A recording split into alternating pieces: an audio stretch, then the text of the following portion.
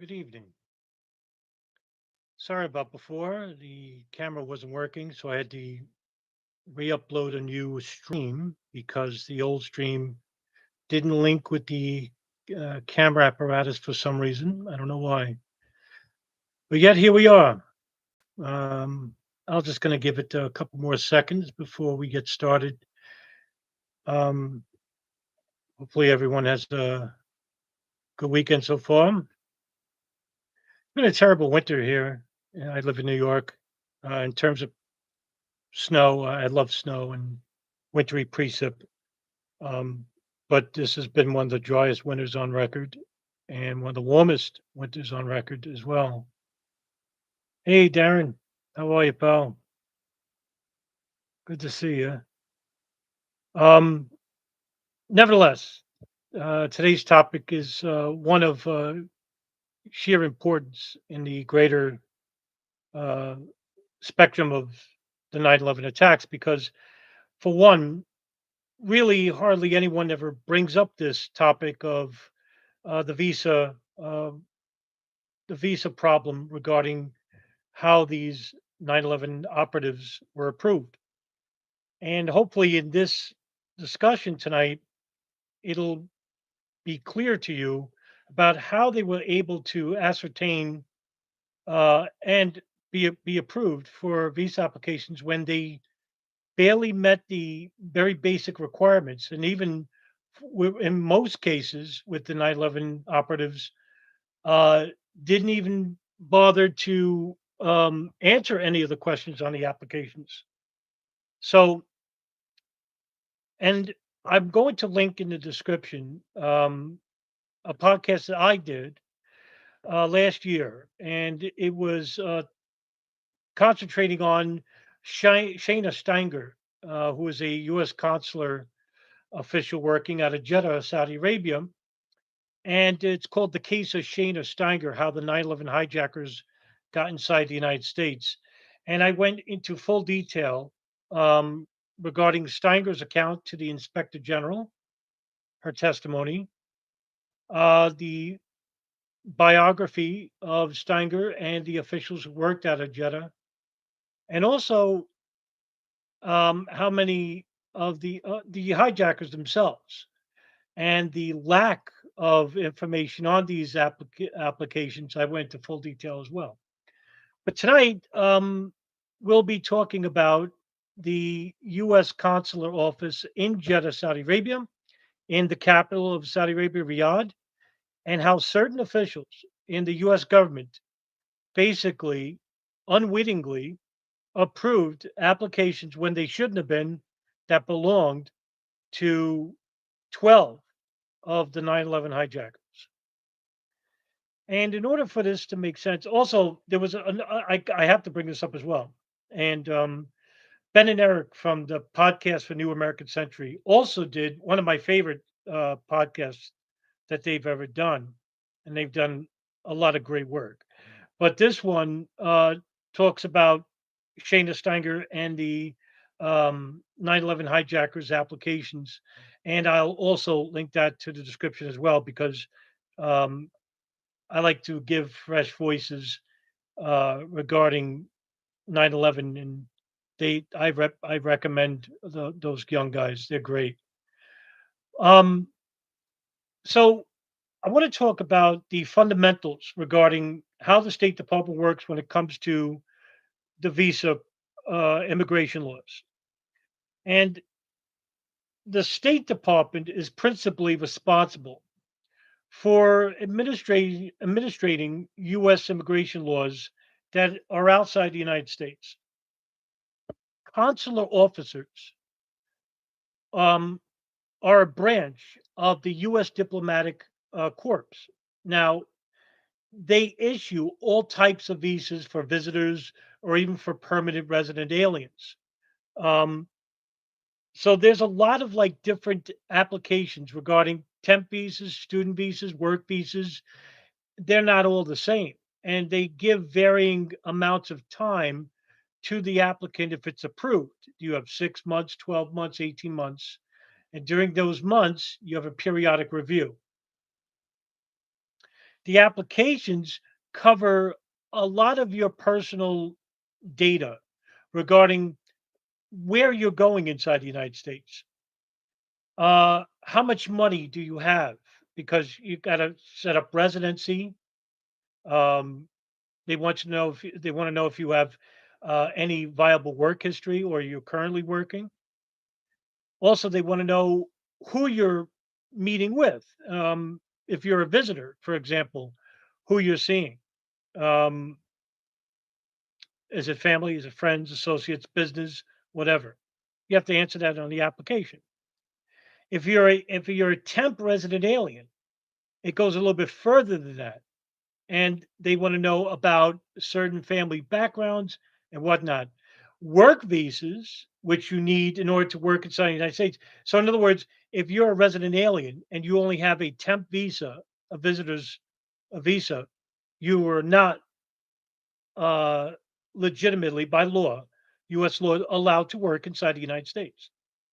So you got to have a work visa for that. And work visas, they want to know about your history of employment. So in other words, you got to show consistency in a lot of areas pertaining to your personal life and to those who you're going to visit or live with. And so in for example, like in 2000, just to show you how many applications annually, in the year 2000, there were 10 million applicants for visitors visas in approximately 200 U.S. consular offices around the world. Now, U.S. law allows nationals of certain countries, not all, to enter the United States without visas on a reciprocal basis under what is called the visa waiver program. Now, here's a problem regarding with the 9/11 hijackers. Not one of them were nationals of any visa waiver country because most of them came from the Gulf. One came from Egypt. One came from United Arab Emirates, Lebanon, and the rest came from Saudi Arabia. Now, before 9/11, visa applicants provided their passport and a photograph. Obviously, they want to know who the heck you are. And a State Department employee at the consular office would check your passport for any apparent questionable features. I know Sean and Darren are in the room, and they could tell you the comedic situation involving two Arab fundamentalists who tried to enter the country in the United States back in 1993. And you already know what I'm talking about. Ramzi Youssef and Ahmadinejad. They had passports, but they were fraudulent. And they had these crude pictures of their face glued poorly on these passports that didn't belong to them. And 8 years later, the consular offices were approved, a little bit better, but in regards to stricter measures in regards to passport security, that got a lot better because of that incident. And you would have a State Department employee check your passport for any apparent like features that don't belong there. Or if you had a stamp coming out of known terrorist countries, because on your passport you're stamped from the country that you just came from or arriving to, like Afghanistan, Pakistan. Now, the applicant's essential information are then sent when their application are sent to a State Department database. Now, why does it go there? Well, the application is checked by a number of different organizations or law enforcement agencies.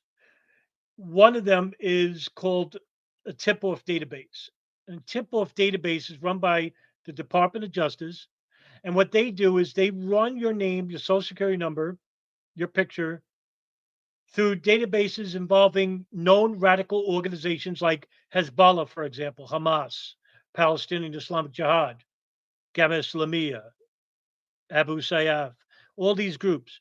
Now, if you have a history of being involved with any of these groups, or you're coming from a country that is that has these groups inside them, you're under an additional scrutiny.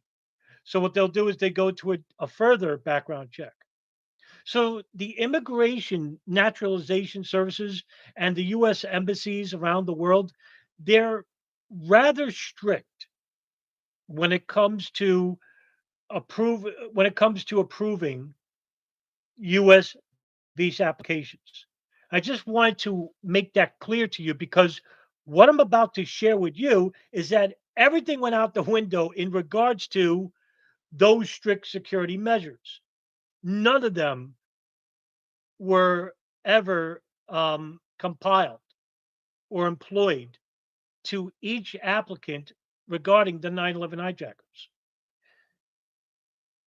Now, one thing I have to bring up is that in June of 2001,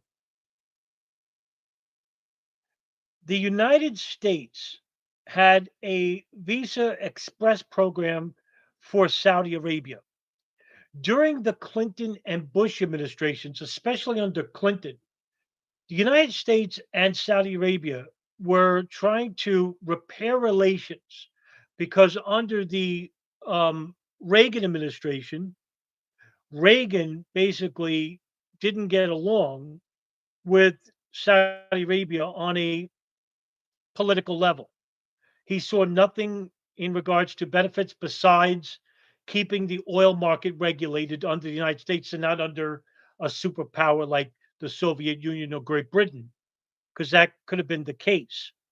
The United States, in return, provides military training and aid to a country that has a very poor standing military. So we act like bodyguards to this country because there's a lot of Arab countries, especially in the Shia minority countries, that have this clash of religious warfare. Now, I'm not going to get into that today, but when it comes to Shia countries, they necessarily don't get along with Sunni countries. And Saudi Arabia is the foundation of this heretical sect called Wahhabism, which is a branch of Sunni Islam, but it's not accepted by most of the Sunni population on the earth. But the schools of thought between Shia and Sunni are always clashing, and it's been clashing even before the United States was even a country. So, with that involved, Reagan basically saw no benefit in dealing with Saudi Arabia. When Bush became president, he reversed that role and ignored Israel because Reagan favored Israel. So the Bush family, who is no friends to Israel, by the way, even though Bush Jr. would be a neocon, I wouldn't put him in that direction. I just think he's a doofus. So, but he is labeled a neocon. But they're no friends to Israel on a political level. So when Clinton administration came in, they tried to repair the damage done under the previous administration under Bush, who basically did work with Saudi Arabia, but not fully. And the Reagan administration was terrible toward them. So Clinton basically was very friendly to Saudi officials.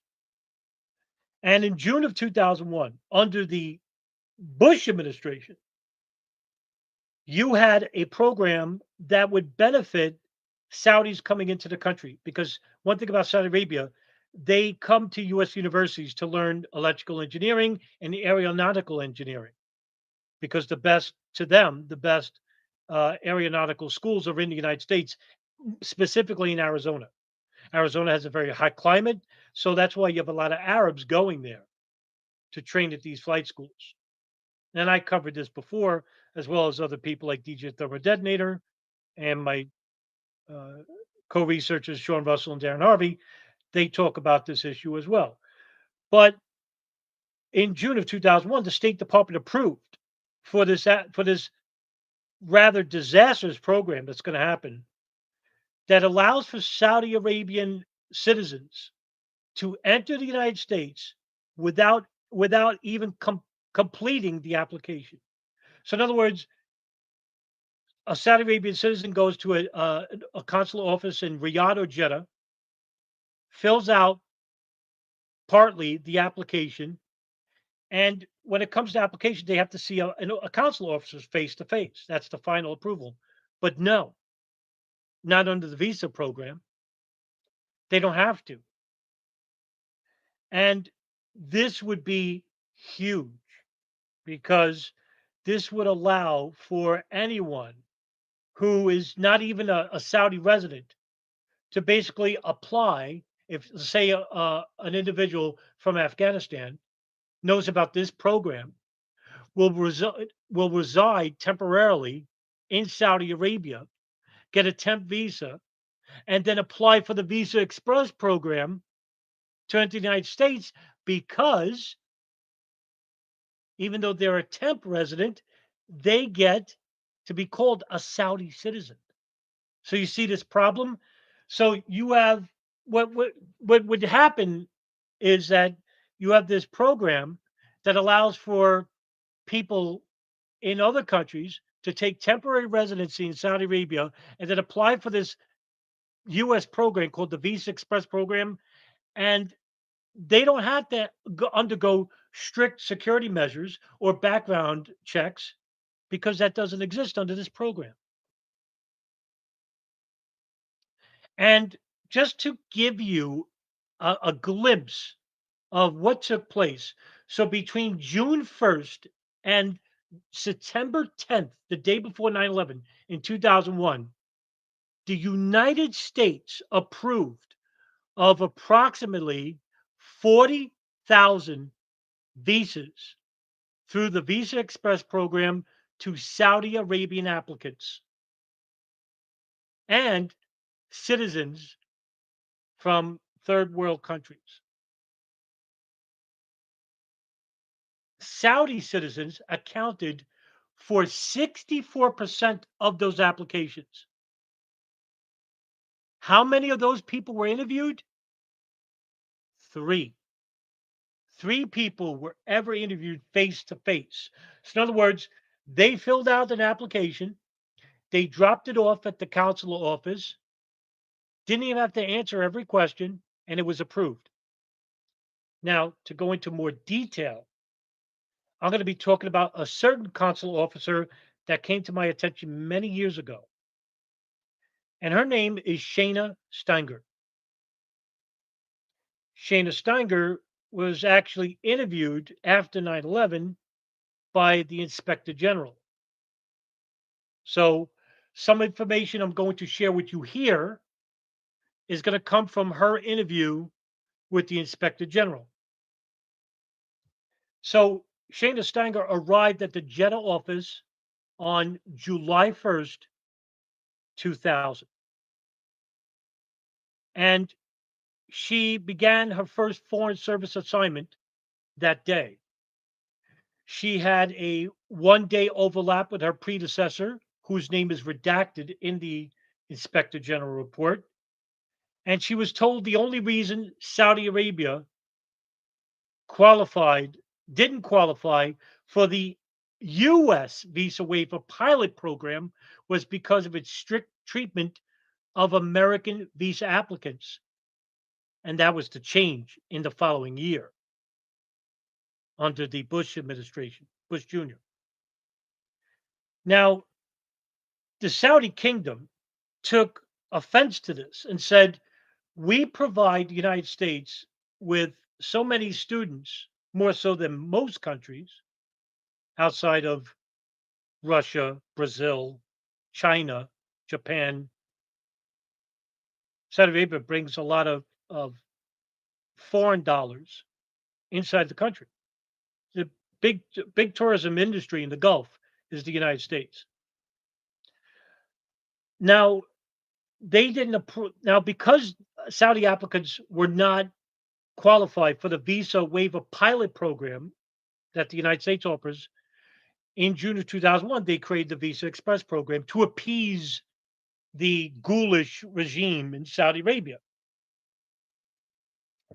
Now, Shayna Steiger's biggest problem or her challenge that she would relate to the inspector general was that you had non-Saudi applicants, also known as TCNs. TCN meaning third country nationals, that under the Visa Express program, TCN applicants were interviewed by exception. So, in other words, if you came from Afghanistan and took up residency in Saudi Arabia, like I said before, unlike a Saudi Arabian resident, that resident had to go face to face. And a lot of people from Pakistan, Qatar, Bahrain, um, Afghanistan complained because they knew about the Saudis just being waved right on through. And Saudis were asked to only submit their passports and applications. Now, whether the passport was fraudulent or had some mismarkings that wasn't there previously, um, an incomplete application, it didn't matter. They went straight through. They were approved. Now, there's no evidence that was required to support claimed socioeconomic ties, since all Saudis were, according to Steinger, were presumed to have self-evidently strong ties to the United States that they didn't need proof of their wealth. They just had to say they were Saudis, and Americans would just say, "Oh, he's a millionaire," right? Because everyone just thinks, "Oh, this is the country that gives us oil. They're all millionaires over there, and what have you." So they had to overcome this misconception. Now, when it came to face-to-face interviews, like I said before, Saudis were dismissed. They didn't have to come in for an interview. Only third country TCNs did. Now, the Jeddah Consular staff that Steingo worked for believed they were tougher on adjudicating um, applications opposite of Riyadh, because there's two consular offices, Jeddah and Riyadh. During the summer of 2001, this is important, the section chief of the U.S. consul office in Jeddah, Art Mills, he actually goes on home leave, leaving Shayna Steinger alone. Art Mills is a longtime veteran. I think he's been with the consular office over 20 years. Now, to show you the overwhelming number through this Visa Express program during June and September, she said that she went through 20,000 visa applications. That's an enormous number. Nevertheless, she wanted to continue Jeddah's practice of interviewing first-time Saudi applicants for student visas. That was all. During that summer, she would work approximately 400 to 500 applications every day. Just an enormous number. Okay, just do the math. You're there 8 hours. How many applications per hour? It's a lot. So it's about 83 applications per hour. I'm sorry, 63 applications per hour. Fucking ridiculous. So sorry to curse, but wow, right? So according to Steinger, she had no time to look beyond the name, the birth date on the application forms because she knew that some of them were incomplete because she could look and say, oh, he didn't answer about his financial situation or where he's going to. And she knew that these applications were incomplete, but believed that this didn't matter because Saudi applicants were eligible for the visa program anyway. So, in other words, she took all the Saudi applications and basically approved for all of them. didn't go through any scrutiny, like I mentioned early in the beginning of the video. That's why I mentioned that, how strict they are when it comes to approving applications. But between June and September of 2001, all that security went out the window. Now, this leads open to conspiracy. I mean, people, and rightfully so. I don't blame them. Oh, maybe they wanted this to happen in the hopes that some of these applications were belonging to 9/11 hijackers and that they enter the country, without any hesitation or any security scrutiny. That very well could be the case. It's not irrational to think that. But I think basically what happened here was that she didn't she can't really be found guilty of approving for these applications when she's overwhelmed. Now, you could say it's malfeasance, and I'll agree with that. But in being intentional, it's pushing it. I can't make a case for it because I don't have evidence for it, obviously. Now, unlike the United States, there's no travel agency programs, right, in Jeddah before the Visa Express program. Only Saudis and Saudi Arabia the were allowed to enter this program without ever having a face-to-face interview or completing their application.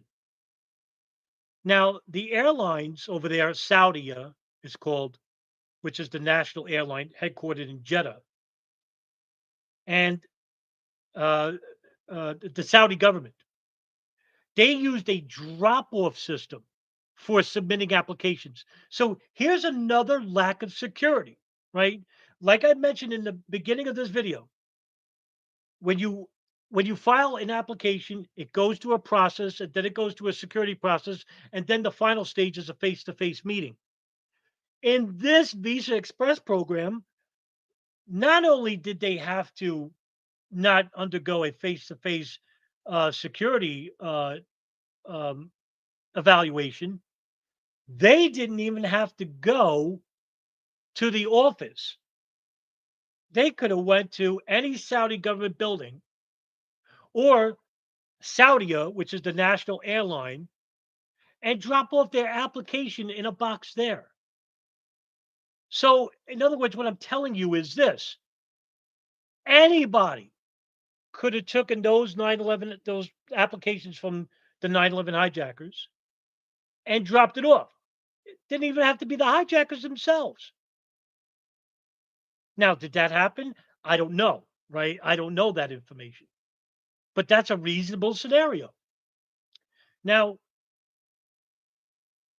there's a redaction in her report regarding the Inspector General report, and this person was opposed to the Visa Express program because he knew, whoever this person was, knew the problems that were going to come from this because this person had a history of a counterterrorism history regarding countries like Pakistan or Afghanistan, known terrorist hotspots that were using the temp visa program in Saudi Arabia to enter the Visa Express program, even though they're third nationals, but they were taking advantage of this.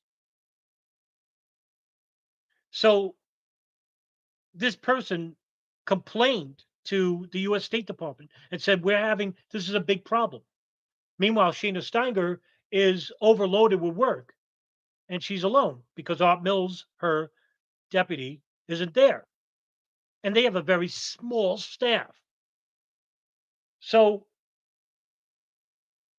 I don't need to tell you that this problem was boiling hot in the summer of 2001. And in the fall, I'm sorry, in the spring of 2001, Shayna Steinger and the person who's redacted in the report, and I just remembered his name because when I did the podcast, I mentioned his name. His name is David Hinn, David L. Hinn. They argued about the program and they argued about the lack of security and the lack of profile checks, background checks, security checks of these applications. And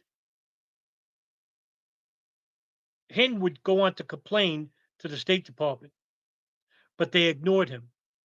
So he goes to his supervisor at the consular office, but they ignore him and said, there is, you're too overly worried. Now, in September, basically, of 2000, I'm going to go back and show you. Ahmed El Ghamdi um, and Saeed El Ghamdi, um, Hani Hanjour, um, trying to remember. Those three in the year 2000 went to Jeddah and they were approved for their applications, even though, now get this, even though um, Saeed El Ghamdi and uh, Ahmed El Ghamdi don't speak English. So, in other words, their applications couldn't have been filled out by them. They don't know what the question is unless they had an English translator right before them, but their applications were incomplete. Now, later on, the 9/11 Commission would basically, this is the one thing the 9/11 Commission did right. They got the story of the immigration of the visa applications. They got this story right. It was right on the money. Very few times where the 9/11 Commission told the truth in full. So these applications from like Ahmed El Ghamdi and Saeed El Ghamdi, they weren't even, they were very few questions were answered, if at all. And they didn't, and their applications were handed off. I don't know where it went. Either went to some government building or to Saudia, the airline company based in Jeddah.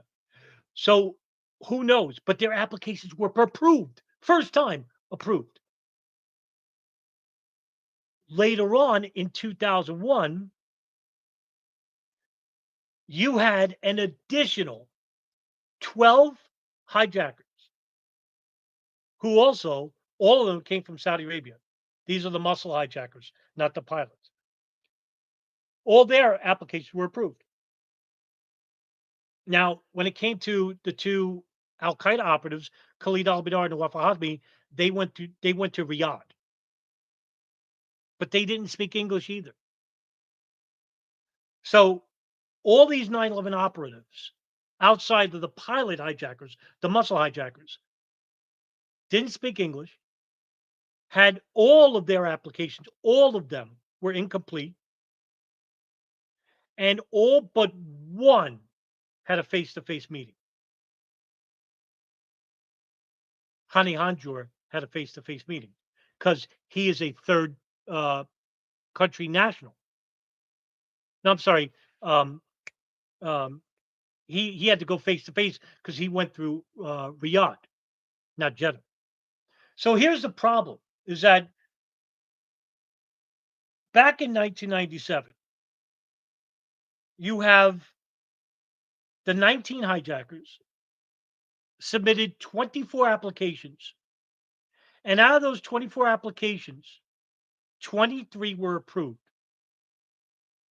The pilot hijackers acquired most of theirs in the year 2000. That's Marwan Al Shehi, Muhammad Atta, Siad Jarrah, Hani Hanjour. Hani Hanjour came later. And why did he come later? Because originally, not many people know this, Khalid Al Midar and Nawaf Al Hazmi, one of them were going to be the hijacker of Flight 77. According, take this with a grain of salt, according to Khalid Sheikh Mohammed. Remember, he's tortured. So we got to be careful. Even if he's telling the truth, we don't really know, right? According to him, Khalid Al Midar or Nawaf Al Hazmi were to train at a flight school in California, but they had to speak English, and neither one of them did. So Khalid Sheikh Mohammed told them to go to English classes, and they never went. Now, two of the visas that I mentioned were issued in Berlin, two were issued in the United Arab Emirates, and the rest in Jeddah or Riyadh. One of the pilots I mentioned before, Hani Hanjour, had an application, but his was denied in September of 2000 for lack of uh, adequate documentation. And then only because I happen to think that because Khalid al-Mihdhar and Nawaf al-Hazmi were not ready in time to be a part of this operation, they were delegated to be the muscle hijackers instead, and they had to get a replacement pilot, and Hani Hanjour was approved of this operation. Now, the funny thing is that Hani Hanjour produced more evidence in support of his student visa application, and it was approved. Where did he get this information? I don't know. Now, outside of Hanjour, all the other 9/11 hijackers sought tourist visas. A tourist visa is a 6-month uh, visa, periodically checked, and has to be. Uh, um, I'm getting older now. I'm forgetting words, and it has to be reviewed every quarterly, every 4 months. So, but they didn't care. This is, they all. By the way, all of them overstayed their visas, so they didn't, except for Khalid al-Mihdhar and Wahab Hazmi, they got um, their when they left well, Khalid al-Mihdhar left the country in 2000, went back to Yemen, and when he came back, he got a fake passport. But Nawaf al-Hazmi and Khalid al-Mihdhar never got their visa when they expired. They never got it reauthorized. Now, to my knowledge, state consular officers followed all the security procedures according to them when they were interviewed by the FBI. Of course. Of course. Because it goes along with the story, right? Why not? Oh, there were strict security measures. So, in other words, if they follow protocol, that means that no independent investigation, say from the Foreign Services Affairs Committee or from some House intelligence oversight, who wants to say, well, wait a minute, we got a problem here. Now, the 9/11 Commission did touch on this subject. Good for them. But nothing was ever done. It went right back. I mean, after 9/11, of course, all the strict security measures I outlined in the beginning of the video, well, guess what happened? After 9/11, they were implemented.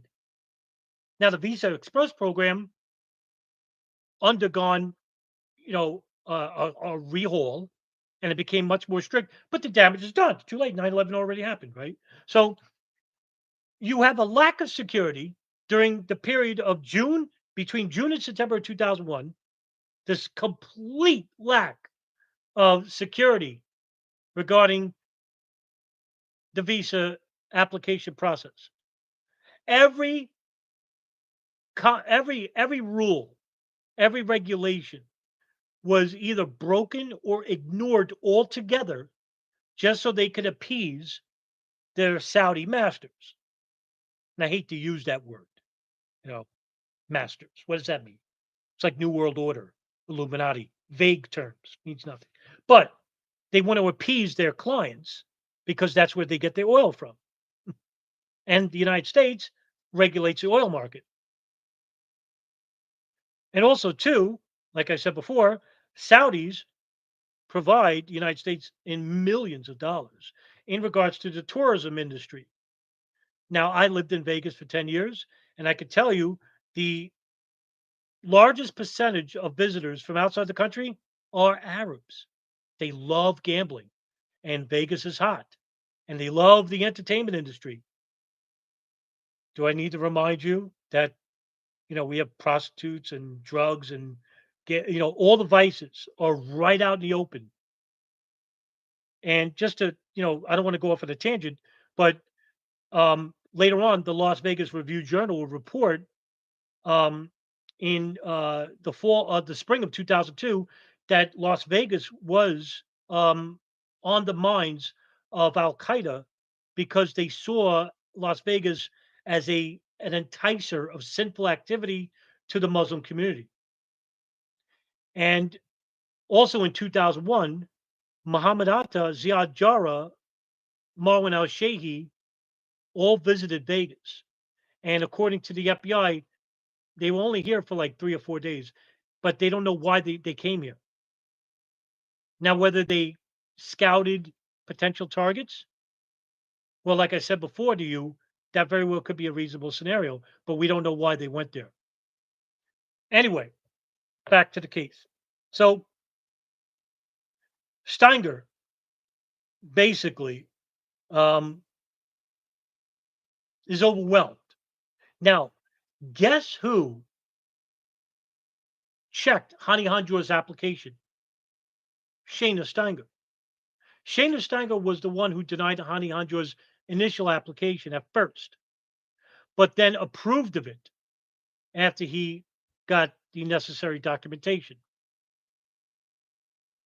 And, throughout that year of 2001, throughout the year of 2000, when all these muscle hijackers put in their applications, they came to the country, a couple of months later, provided, and let me tell you also, this provided a huge problem. Now, for those like Sean Russell and Darren Harvey, and if Nelson's here, we know about these additional hijackings and additional operatives. Now, for the rest of you in this room that aren't really aware of this, there were additional operatives, a second wave of attacks that was going to happen.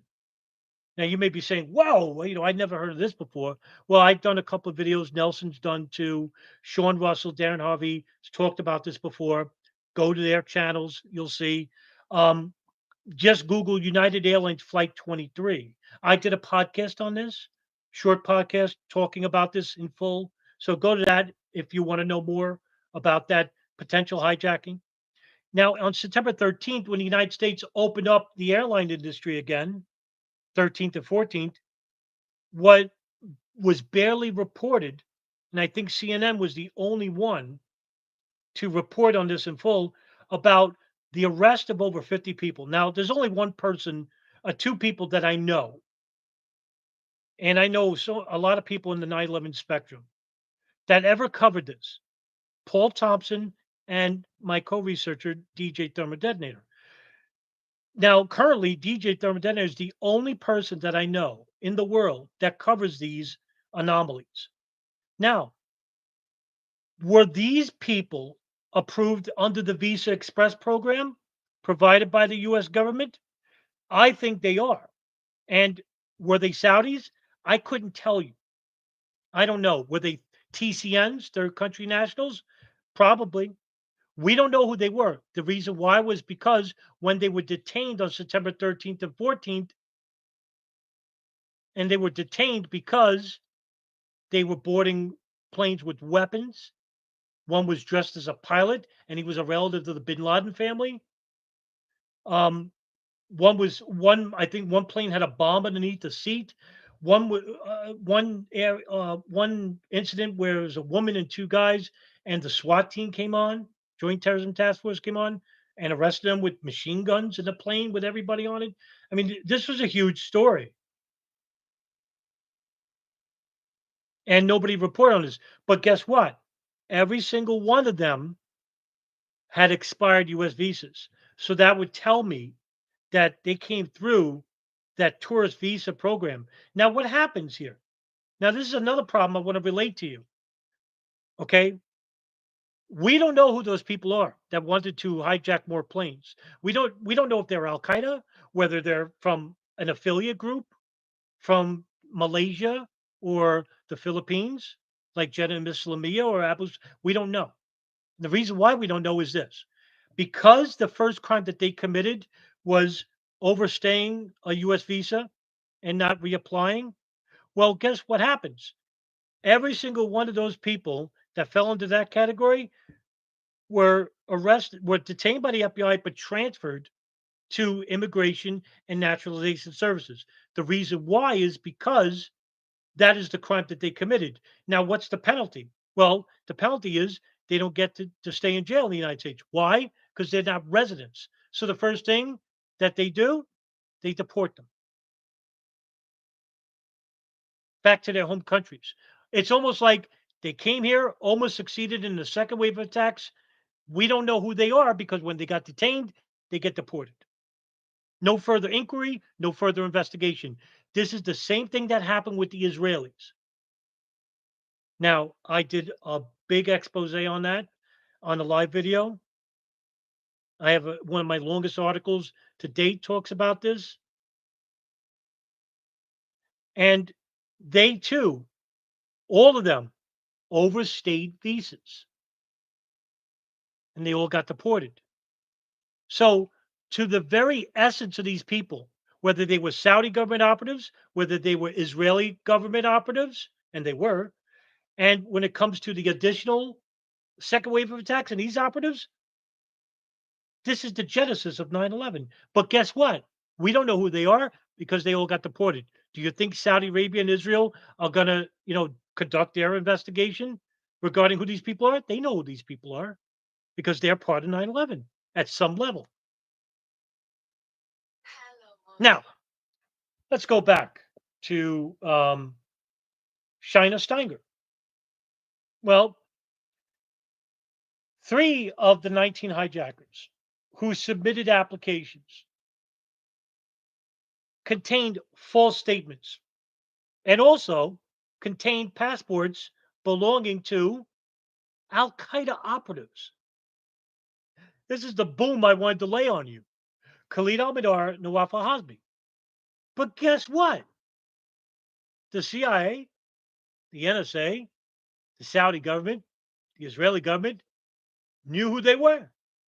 Because when they got to the United States, the CIA and the NSA knew about this, but didn't tell the FBI or the State Department or INS about them here. Now, while they're here, guess who's watching them? Well, you have Israeli operatives and Saudi operatives. Now, I made so many videos last year about the latest Operation Encore files that now prove what we've all assumed before, that the Saudi government were aiding Khalid al-Mihdhar and Nawaf al-Hazmi. Well, now it's true because then these unredacted, declassified files came out. Did the media touch this? No. I mean, I hate to pat myself on the back. I think I'm the only person to do any type of breaking news regarding it. And how did I find out? Because some small newspaper in the East Coast called NorthJersey.com reported on it. Did CBS, ABC, CNN? Nope, no, of course not. Until much later, when the story became a little bit popular on viral media. Oh, well, how'd they get in the country? Oh, through the Visa Express program? And all of a sudden, the story dies.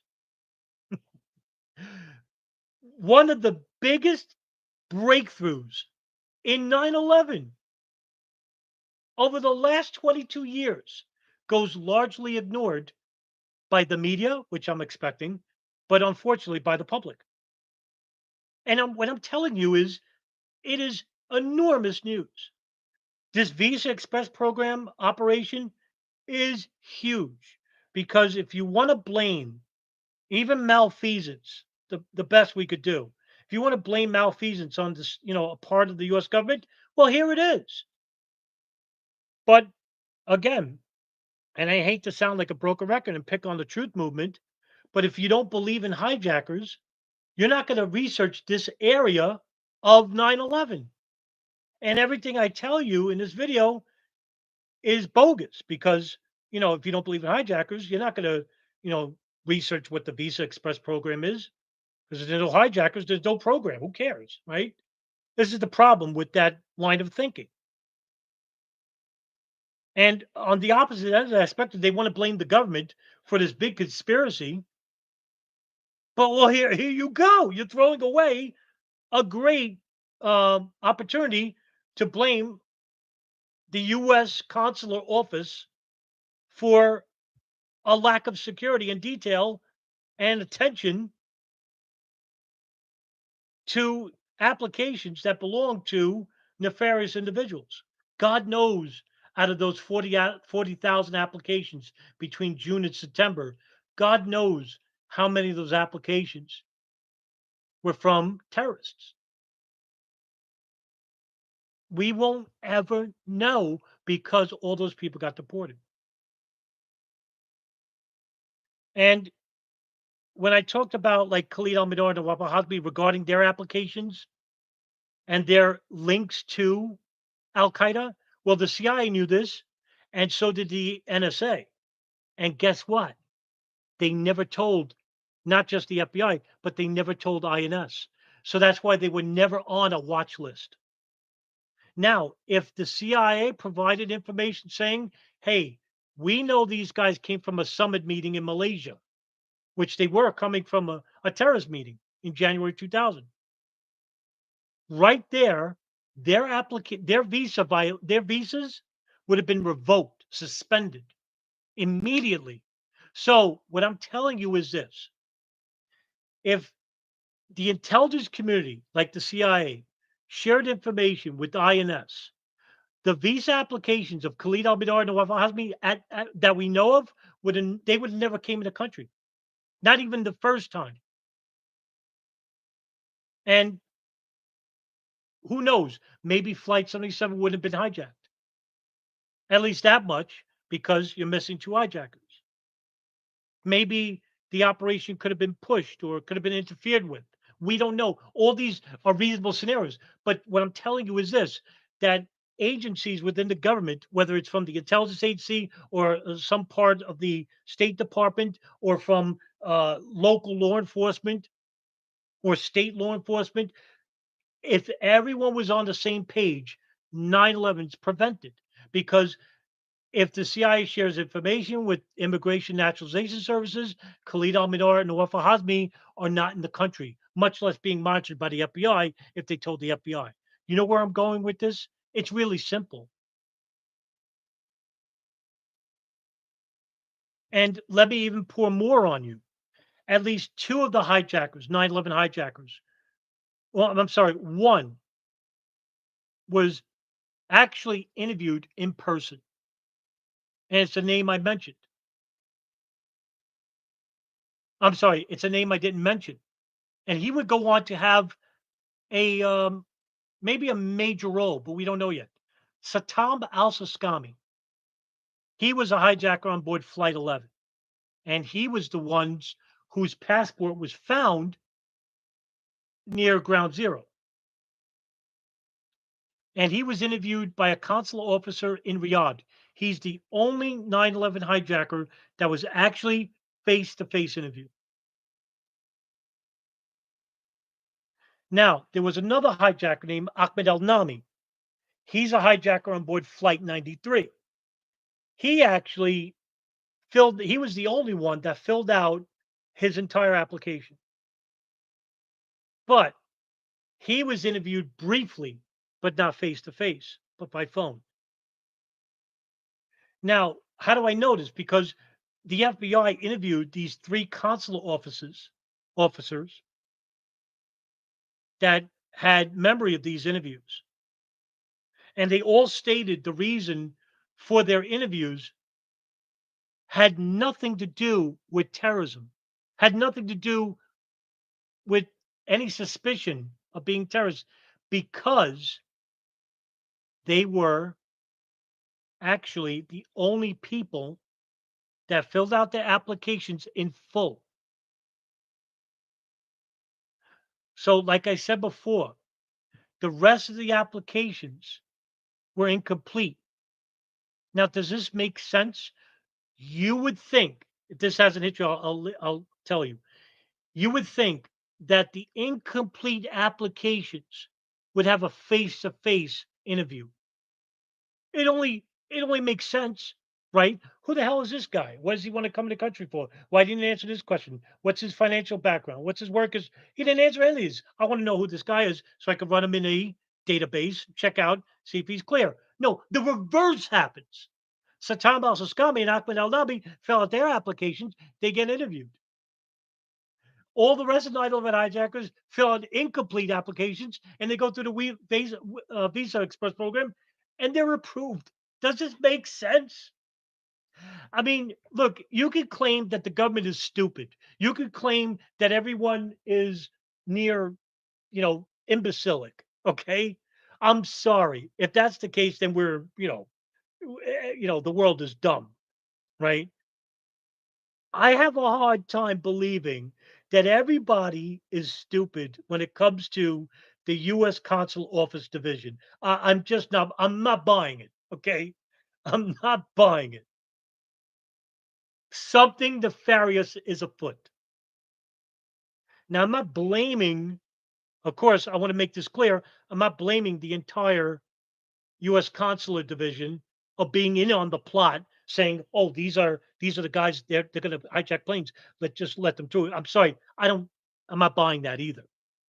What I'm saying is that whether you want to believe someone like Shayna Steinger or somebody else was working on behalf of some nefarious element involving, say, the CIA.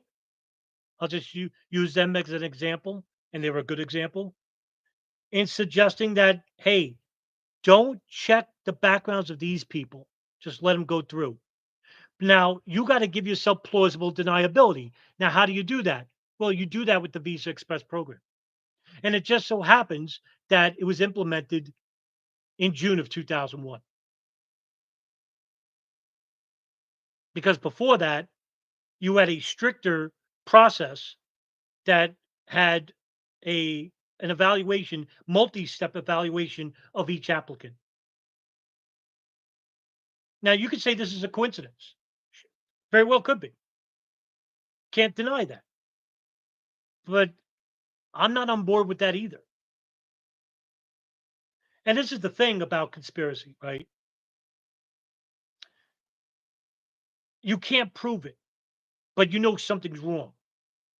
But you don't go off on the other end and say every conspiracy is true because you just don't trust the government. So you can't do that. So in other words, you got to walk a very thin tightrope of being careful about what you share and what you believe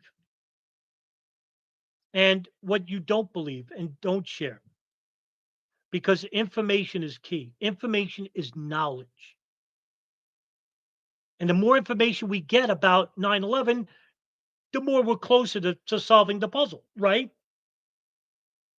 But you should not go off and start spreading conspiracies that may sound reasonable to you, but they're not, because it only hinders the work of good people that are trying to solve 9/11. And, you know, here's a great opportunity to investigate this matter specifically and see that there was a huge problem with this Visa Express program. It was a huge problem. And meanwhile, State Department officials, some of them even complained. One of them was being Richard Clark, who is the National Counterterrorism Center director under the Clinton and Bush Jr. administrations. So, okay, 9/11 happens. Shayna Steinger is interviewed by the Inspector General. Now, according to her, she felt horrible that she was the one who issued 12 approvals of the 19 hijackers. 12. But she claims this. Now, this is really important. So please pay attention. She claimed that every single application appeared, keyword, appeared to be eligible, legit. I just told you that the majority of them were incomplete. Now, given the policies and procedures in place before September 11th, all these applications appeared to be legit. After September 11th, Shayna Steinger said this. She found herself continuing to issue superficially similar cases. So, in other words, even after 9/11, the problem persisted. And why did that persist? Because I happen to believe, I don't know this for sure, so be careful, I'm speculating. I happen to believe that a second wave of attackers needed, still some of them need to come in the country. Later on in the weeks after 9/11, the State Department would state publicly that procedures have been changed, complete overhaul of the Immigration Naturalization Service, of the U.S. consular divisions, in especially in Jeddah and Riyadh. Overhaul, complete overhaul. Now, she would say on record that she was still pushing the issue button every day and that she worried out loud that the next batch of terrorists after 9/11 would come from her approvals under these lack conditions that were put there by the State Department. But after 9/11, weeks after 9/11, the security measures that I previously talked about at the beginning of the video were back on. But like I said, damage is already done. And now we got to start asking legit questions, right? Why do we need the Visa Express program? Why did we not give Shayna Steinger in the Jeddah office more manpower in helping uh, regarding the evaluation process of these applications? Because in October of 2001, the embassy in Riyadh informed the inspector general and the State Department that there was now a zero tolerance for incomplete applications.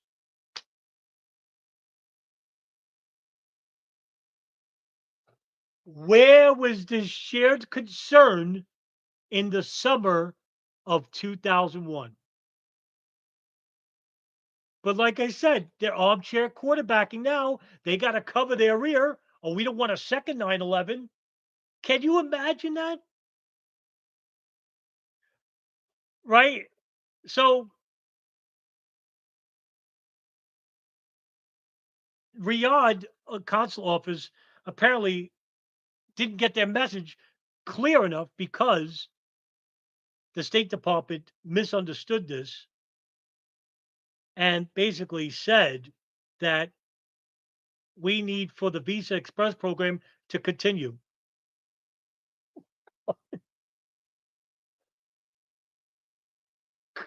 And it did. But the public backlash, because now the FBI came out and said on September 27th, oh, these are the hijackers. So now it's known that 16 and 19 were from Saudi Arabia. Now everybody's, pissed off still. I mean, right? Saudi Arabia, Saudi Arabia, they're involved. Oh my God. Like everyone's pissed off at the Saudis. So now the State Department has to do damage control. And they basically say, okay, we'll allow the Visa Express program to continue, but like underground. Like, what is wrong? It was because of this program that helped to facilitate the arrival of the 9/11 hijackers to begin with, and God knows who else, right? Even after 9/11, the program continued, and Shayna Steiger's complaints were not heard. And even after the Riyadh station basically said, we have a zero tolerance for incomplete applications, Jeddah basically said it was business as usual. Meanwhile, the incomplete applications came from Jeddah. I mean, nothing makes sense about this story. Would you all agree? Is everyone stupid? Or are some stupid and ignorant? And are some acting in a nefarious manner? I say it's a little bit of both, just to be on the safe side. But, you know, in the months after 9/11, uh, the State Department issued um, a complete change in how the Immigration Naturalization Service and the embassies abroad would conduct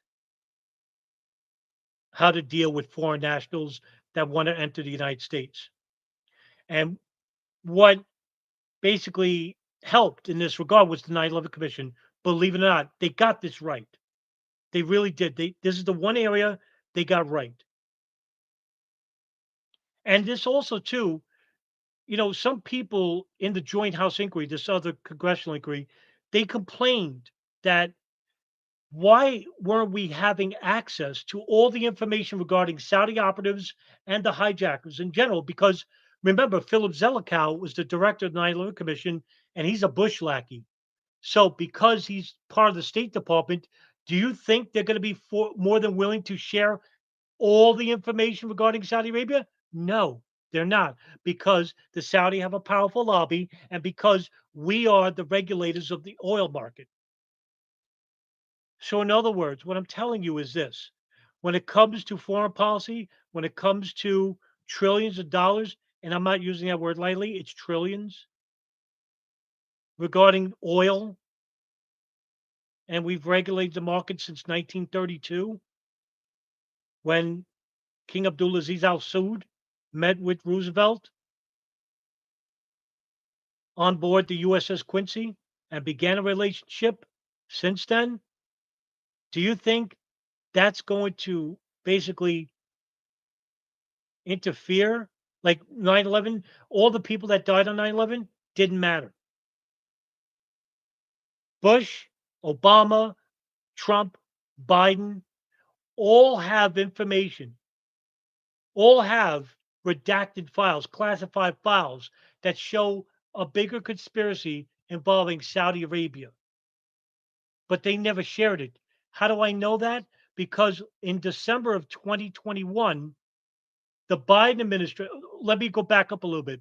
Biden went to visit the Crown Prince Mohammed bin Salman in the summer of 2022 and basically brought up the idea that we want more barrels production per month at the same price. And bin Salman said no, because we have other countries to basically adhere to, and you're not the only country that buys oil from us. So Biden, and it just so happens that 2 weeks later, in December of 2022, Operation Encore files were declassified, showing Saudi government officials assisting financially and with logistics to two to three 9/11 hijackers, Khalid al-Mihdhar, Nawaf al-Hazmi, and Hani Anjur. A revelation so fucking enormous that it was ignored by the media and was not presented to the public. What I'm telling you is that this conspiracy is so huge because it involves the U.S. government still hiding information from the public, and worse off, hiding information that could help the victims' families who are represented by Creedley and Creedler and Motley Rice. This information would show without a doubt that the civil suit brought by these families, the Saudi government, who denied and still deny, even with the Encore files brought to public, still deny that they were involved with 9/11 or assisting the hijackers when they did. It's now a foregone conclusion. and nobody's reporting on it. Why? Because it's a lot of work and it's not sexy enough. Usually the truth is just the truth. Sometimes it's boring, and it usually is, but it's also revealing. People want to believe that the government is this big anomalous ghost like entity that can make people disappear and create profiles without ever having anyone do a background check to see if these people exist, that the planes could simply disappear using CGI holograms, making millions of people believe that what they were seeing in the air was a hologram, and that the plane parts were all planted in broad daylight in front of thousands of people at the Pentagon, Shanksville in New York. And all of this, all these conspiracies, right? All of these dumb, ridiculous theories blanket a bigger conspiracy showing malfeasance and maybe even complicity from domestic and foreign governments, namely the United States, Saudi Arabia, and Israel. And because this is not brought to the light, unfortunately, we still have people that propagate these theories that hinder the information that we deserve. And not just me. I don't deserve nothing. The victims' families deserve everything. Don't you agree? And so what I would like is for information to be shared responsibly and consistently with honesty, because you're not doing it. I'm not doing it for me. I'm doing it for the victims' families. I feel good doing it. And I'm not doing much. I'm doing very little. It's something, but I want an educated public. And the reason why I do these live videos and the reason why I put out a video a day or upload, you know, 20 files a day, because I want an educated movement. I want an educated people with knowledge, with information, because that's how we're going to hold these people accountable. You can't go to court saying that, oh, the hijackers are still alive. The planes are holograms, because you'll get the April Gallup treatment and you'll get kicked out of court and your case will be labeled frivolous. And in return, good reputable researchers like Sean Russell or Darren Harvey or DJ Thermodetonator, Brian Dawson, all these guys are going to get lumped in with the people that provide these very infantile theories. And meanwhile, these are very serious researchers. And they're trying to do their best to overcome the mountain of disinformation and lies, not just from the 9/11 Truth Movement, not all of them, but also from the federal government and the media. It's a big task, and it brings me great pleasure to do these videos because I feel that in order to make a real movement, we need a movement of people that have information, that have knowledge. That's how you build a movement. That's how you build a truth movement. One cause with only one thing at their side, the facts, information. Because we could go to court and we can actually hold somebody accountable. Now, whether you want to believe that, oh, well, the courts are basically going to ignore us, that's not the point. The point is you have a responsibility to provide information that can actually hold people accountable. Whether it's going to happen or not, that's irrelevant because at least you could say you tried. And when you have a big agency like the U.S. consular offices in Jeddah and Riyadh acting very nefariously, mysteriously, and I would say even criminally, well, how are we going to hold them accountable? By providing necessary information showing said criminality or suspicion of criminality. That's how we're going to do it. And that's why I'll continue to do these videos and live videos and other videos as well, and upload documents and files because I want you to come away with knowing something and not believing something. So I'll take questions if you want. There's a lot of posts here. Wow, 17 people. I'm very impressed. Thank you for even coming and having interest. You should be thankful. You should be thanked. I should thank you because you're coming away with something, and maybe you know one of you will reach a bigger audience than I ever could. That's what I'm hoping for, right? But together, if we do it together, hey, guess what? Now we're acting as activists, and we're acting in a manner that's responsible, and we can hold somebody accountable, maybe. So if you have questions, yeah, I'll please ask. And let's see if I could scroll up. Maybe somebody did ask, and I can't see your screen because I'm actually looking at files and documents and stuff. Um, Darren, you asked Adam, do you think Shayna Steinger was overworked and they were short staffed? Could this be a reason why their visas were approved? Yes, yes, they were, Darren. So, like I said, when um, the guy Mills, basically went on home leave, that left her to be in charge of the Jeddah office. And they were going, and like I said, between June and September of 2001, according to Shayna Steiger, 40,000 applications. I mean, that's incredible. That's about 63 applications per day, 8-hour workday, 63. And sometimes Shayna Steiger would actually work 12-hour days and wouldn't get paid overtime. And just how cheap the government is, right? Goodness gracious. So, yeah, they were over yeah, completely. But was that by design? I mean, that's a reasonable question, right? I wouldn't say that that's a fringe conspiracy question. Was that by design? But there has to be plausible deniability. So, like, in other words, for that guy to go on home leave, somebody has to approve of it.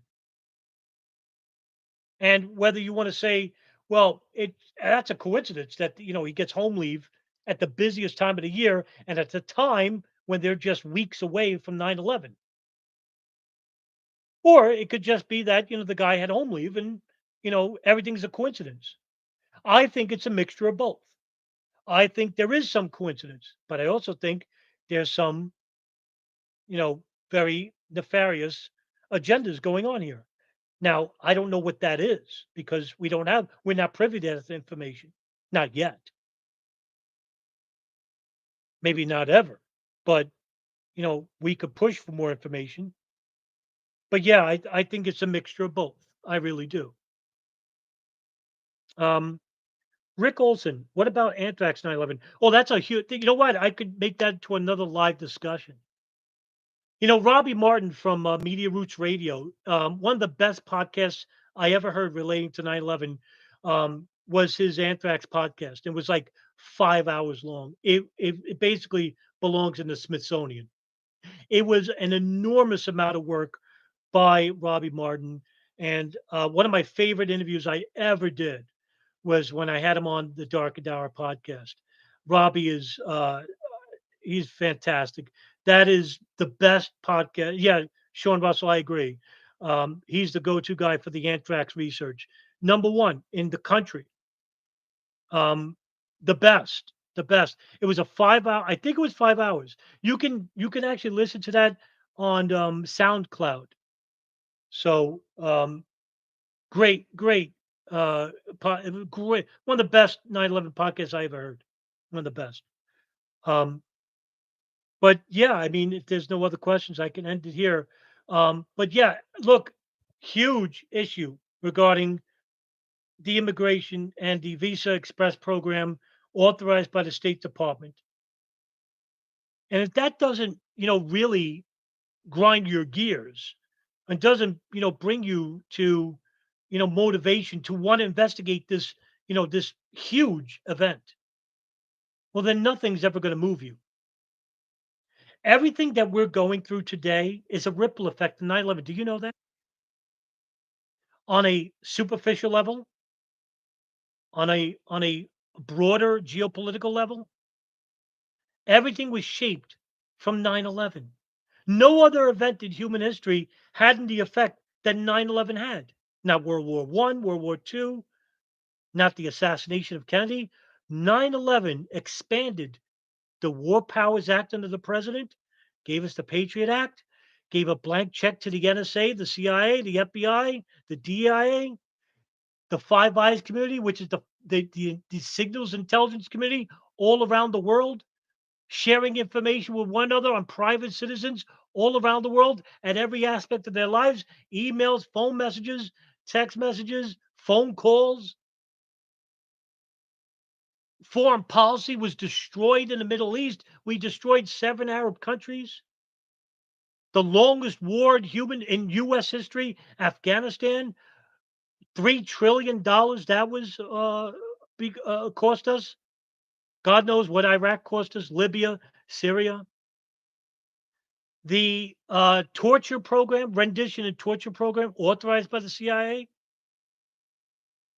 The memo regarding how we treat terrorists, how we label what is a terrorist, the memoranda that was signed by the Bush administration, led by the neocon department under Dick Cheney, the vice president, which overruled and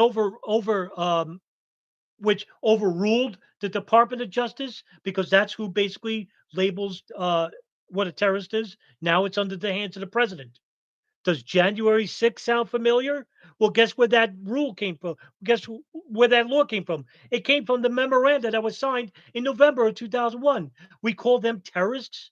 January 6th, those rioters, terrorists. Well, guess what? They would be labeled terrorists under the memoranda signed by the vice president and president in November of 2001 when we said in that memoranda that was written by White House lawyers like John Yoo, David Attenborough, Sir uh, Gonzalez, I forgot his name. They all wrote that anyone who is suspected of being affiliated with terrorist groups can be legally defined as a enemy combatant. In other words, a terrorist, because that's what an enemy combatant is. The redesignation of security apparatus at airlines that gave us the TSA, federalized airlines. So, in other words, public businesses went out of business because the United States government created a federal institution that provided security, which didn't help at all. Right? Goodness gracious. TSA sucks.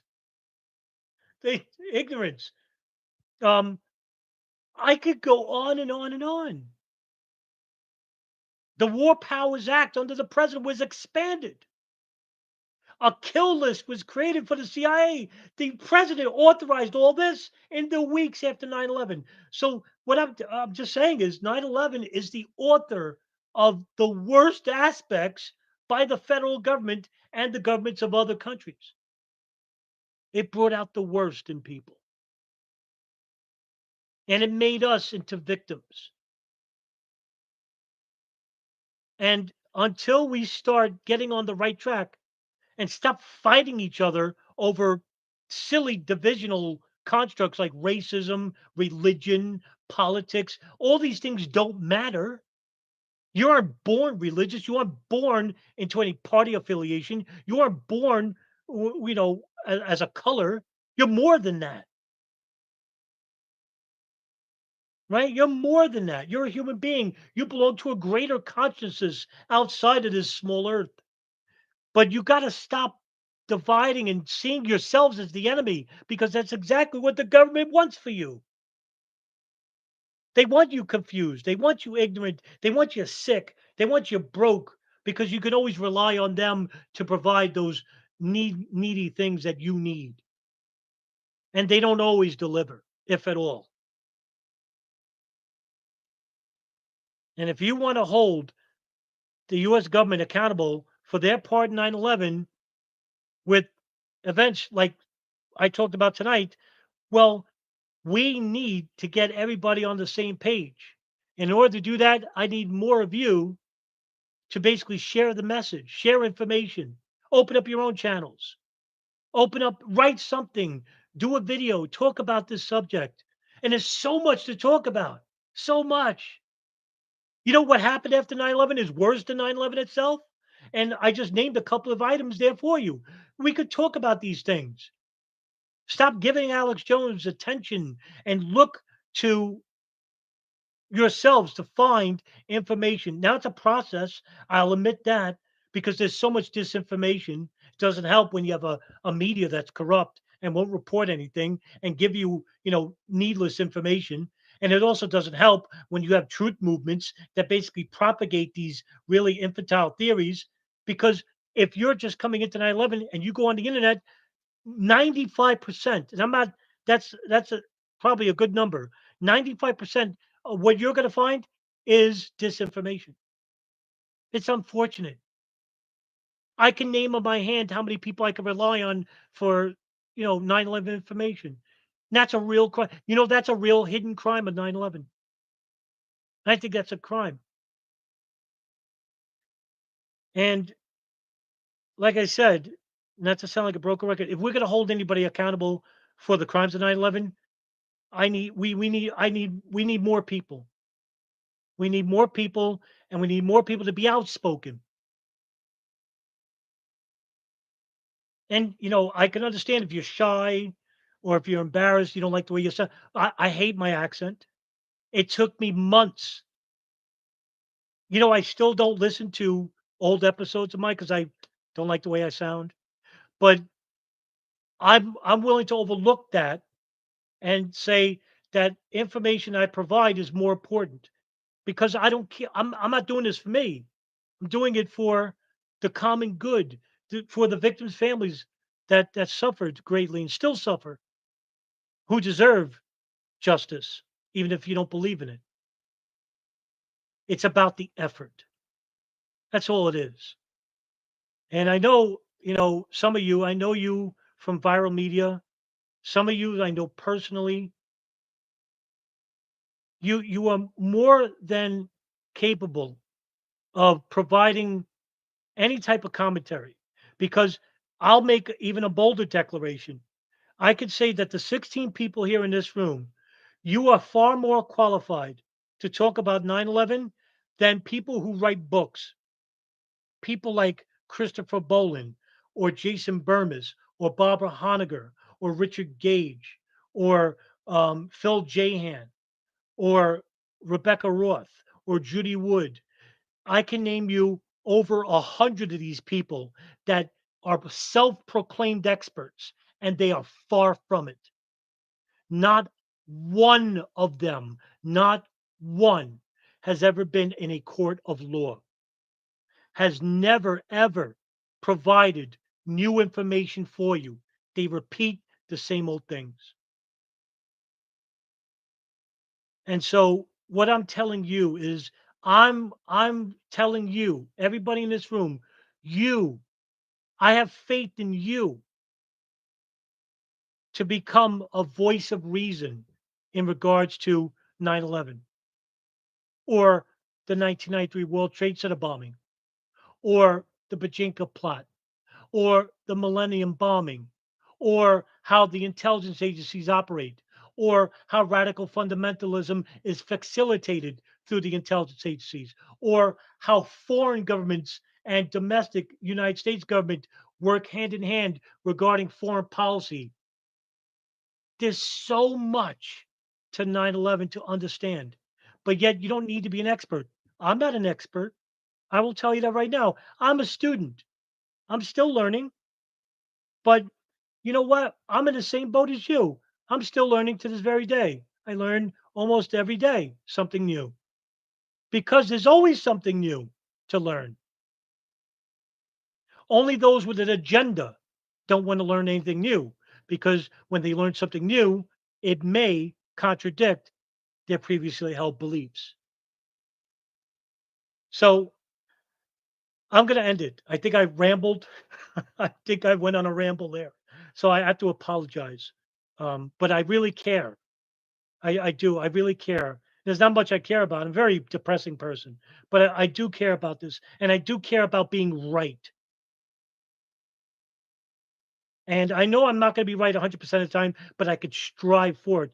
And you know what? As an independent investigator, researcher, your one goal is to try and be 100% right, because that's who the government is counting on for us to be wrong even 1% of the time, because they'll hold it against us and call us conspiracy theorists in the same boat as Alex Jones or Jim Fetzer, because that's exactly what they want. They want to throw your voice away because you don't matter. Well, I'm telling you, you do matter and you do care. And I need you to be in on the fight. And I hope you join me one day. It's not, I'm not pressuring you and, not to sound, antagonistic, but we need more people to bring about a saner voice to this insane world.